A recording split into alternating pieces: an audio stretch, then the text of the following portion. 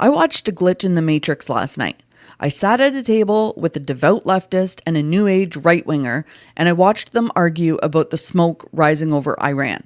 My cousin, on the right, was celebrating. He's been sold a script that says we're liberators, that the Iranian people are throwing off their chains, celebrating, and we're just handing them the keys.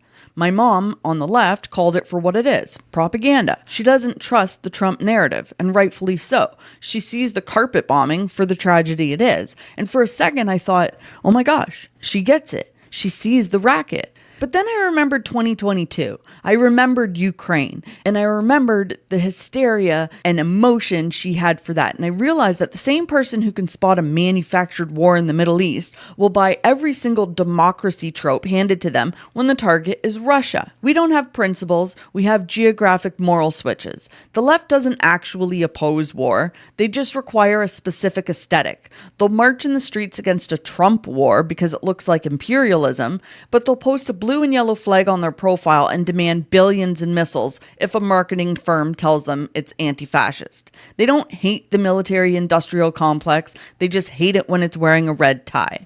It's fascinating to watch a liberal argue for the sacred sovereignty of a border in Eastern Europe while simultaneously cheering for the diplomatic reconstruction of a border in the Middle East. They've been groomed to believe that some borders are human rights and others are just obstacles to progress. It's not a principle, it's a script read. If Kamala Harris were the one dropping surgical strikes on Tehran to protect global stability, the left wouldn't be calling it a tragedy. They'd be calling it historical leadership. They've traded their anti-war soul for a not Trump security blanket.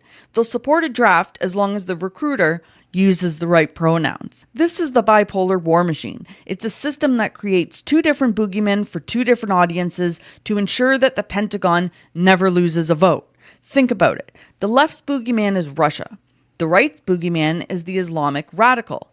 If the government wants to move money and hardware into Eastern Europe, they activate the left's anti-fascist programming. If they want to move the same money into the Middle East, they flip the switch and activate the right's security and faith, Israel has a right to exist programming.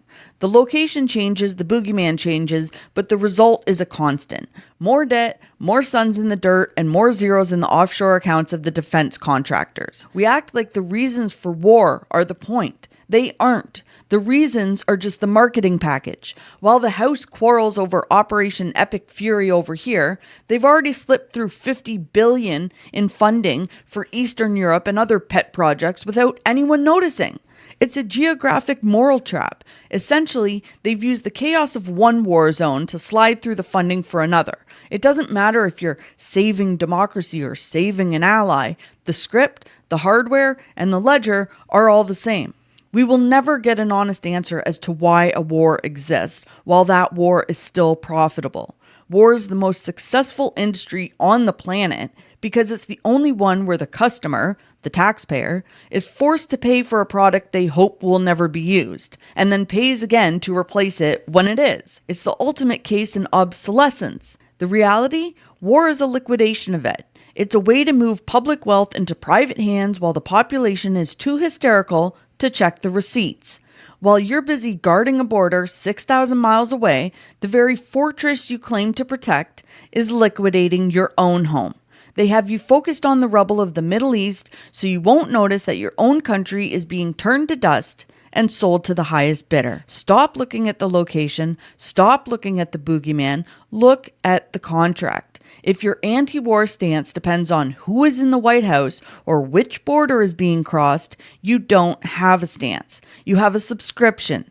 My mom doesn't believe Trump. My cousin believes liberation. They're both wrong because the reason for the war isn't in the speech. It's in the ledger. It's time to stop being a foot soldier for a script you didn't write. Stop watching the boxing match, open your real eyes, realize the real lies, and nuke the binary.